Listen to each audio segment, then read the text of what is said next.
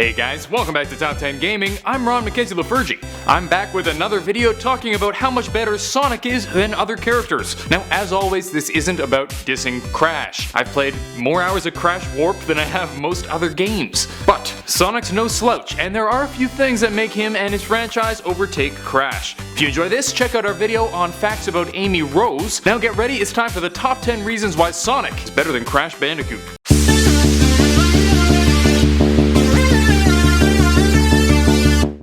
Number 10. Sonic came first. This might sound like a childish point to make, but it's pretty significant. After Mario took the world by storm, Sonic came in and tried to change the game, and as far as I'm concerned, he did. But when Crash came onto the scene, he didn't really add many new mechanics to things. It was just created to give Sony their own mascot to compete with Sega's Sonic and Nintendo's Mario. Sonic coming sooner allowed it to tap a market that hadn't really been hit by Mario, and by the time Crash arrived, there wasn't much more to add. Kinda like being the third person in your class to do a presentation on the Venus flytrap. It's still good, and there are some unique parts, but it's already been done. Number 9. Less generic platforming. While both games did start as a platformer, Sonic has diversified his portfolio quite a bit. The world has opened up, more avenues are being explored, and while there's still definitely a platformy vibe, it's pretty different. Crash hasn't done this so much. The platformer games are still relatively simple and generic. Now, some people will prefer this about Crash, enjoying the simplicity, and I can totally understand that. But if you're looking for a more complex challenge, Sonic's probably the way to go. Number 8. More games. This might sound like a shallow comparison, but it is pretty important to the more avid gamers. Sonic has dozens of games to choose from with all sorts of different playstyles. Crash definitely went through a spurt of games in the early 2000s, but not nearly enough to overtake Sonic. The huge number and diversity of Sonic games gives players a tremendous amount of selection. This is kinda cheating since Sonic came out 5 years before Crash, but even taking that into account, Sonic still comes out on top. Number 7. More media. Here's one that comes up on a lot of these lists, but is hugely relevant to this one. Crash Bandicoot has virtually no media outside of the games, barring the odd comic or web short. Sonic, on the other hand, has shows, comics, even a movie. There's a ton for Sonic fans to watch and read, while Crash fans are out of luck. There was actually supposed to be a Crash TV show back in '96, but it got canned, which sucks because based on the ad, it actually looked pretty good. Number 6. Fleshed out cast of characters. This is one that's come up a few times, but in this case, it's especially apparent. Sonic has a multitude of friends, each with their own neat attribute. Crash has Coco and Aku Aku and the odd little tiger, but it's not even close. Just look at Crash Bash. There are so few known characters that they just have to fill it with villains.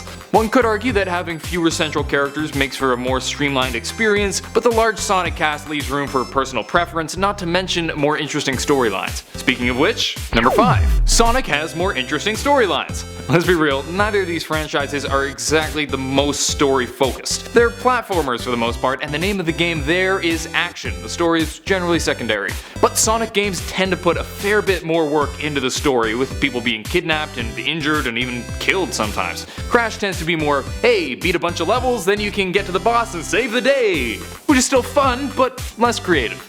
Number 4. Sonic hides the fact that he copied Mario slightly better. Let's face it, neither Sonic nor Crash would be a thing if it weren't for Mario. That's fine, there's nothing wrong with taking inspiration from past games, and the platformer genre is a fun one. Crash kinda just tags along behind Mario. Oh, you have a platformer? Here, I'll make a platformer. Oh cool, a racing game? Crash Team Racing. Totally my original idea.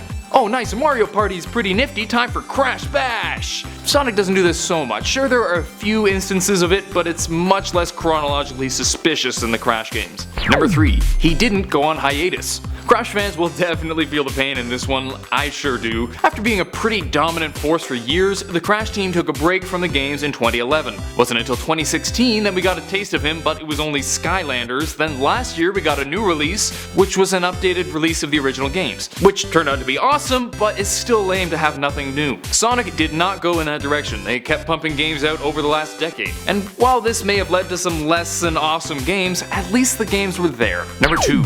Sonic can talk.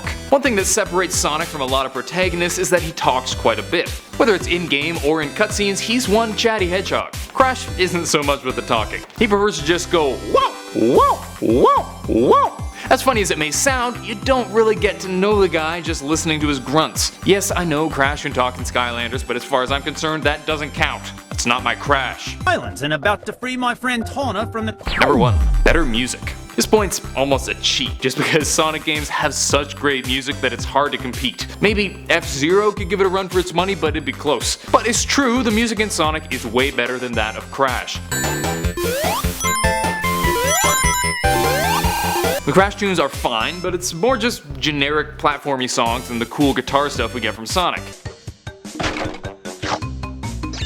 Easy win for Sonic here. That's it for today. Hope you guys enjoyed. If you did, please smack that thumbs up button and subscribe to Top 10 Gaming for more videos. Which of these two do you prefer? Let me know in the comments down below. This was pretty tough for me. Crash Warped is one of my favorite games ever, and the Crash commercials were just awesome. Until next time, I'm Ron McKenzie, referred to at Top 10 Gaming. Later, gamers.